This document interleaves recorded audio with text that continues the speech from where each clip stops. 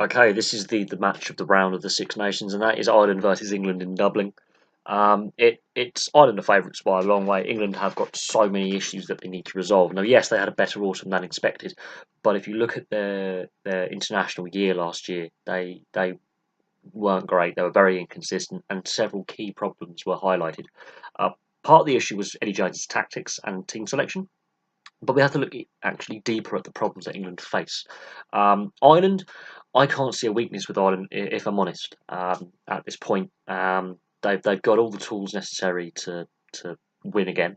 They are the favourites, but with that favourites tag now comes the weight of responsibility and expectation on these players. So that's something that Ireland haven't necessarily had as being the out and out favourite going into a tournament. And the fact they beat the All Blacks in the autumn has put obviously added emphasis on that favourites tag. Now, I can't see many issues with the Irish setup as it is and what players they've chosen. I really can't. I think they've got the strongest squad available. They've had not as many injuries as England, Wales, Italy, Scotland. They've had less injuries, less suspensions.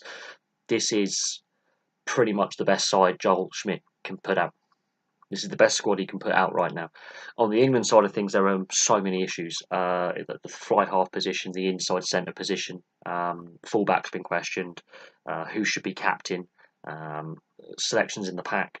There are a lot of injuries as well. There are a lot of players England are missing out on yet again. And Joe Marler's retirement sums up a few other issues with team culture and direction with his reasons for retiring. The issues England had though are discipline. That has been very poor. Too many silly penalties, yellow cards, really losing focus. The breakdown is a mess and has still remains a mess. There are still issues with the breakdown.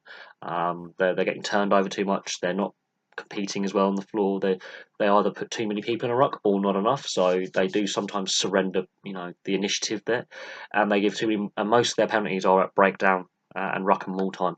So when it comes into the contact area, England are giving away a lot of penalties, lots of holding on, handling on the floor, other infringements around the breakdown, offsides, that kind of thing. And those are the main bulk of the issues.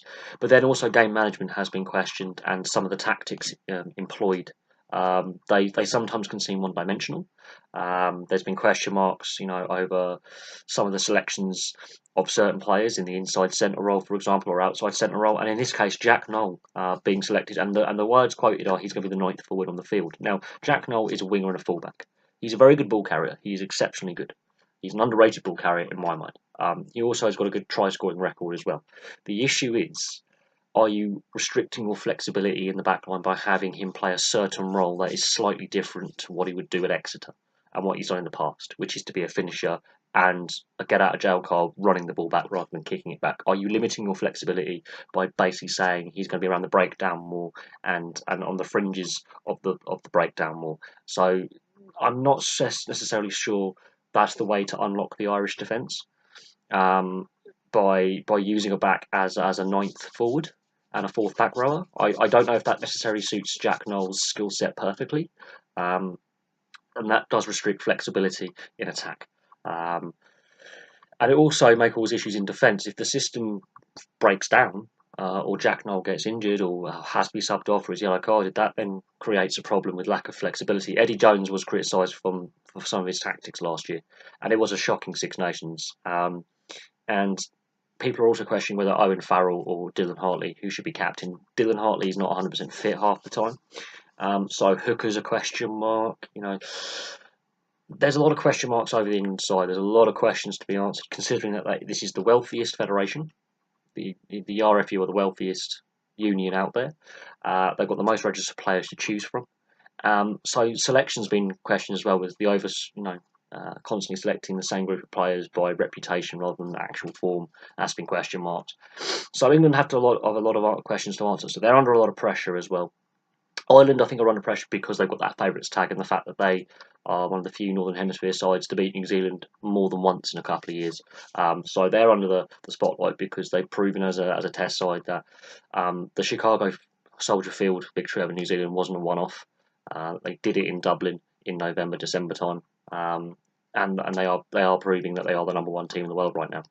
And I think with that favourites tag adds a bit more pressure to the Irish, but they've shown for the better part of three, maybe 4 years now that they're improving year on year. I don't think they've fully peaked yet. I think they've still got more to give, and it is gonna come down to discipline. I think if England are to have a chance, they've got to be disciplined around the ruck, disciplined around the maul, uh, disciplined in the tackle area, disciplined with how they respond to the referee as well, because we've seen players backchat the referee and get themselves into trouble.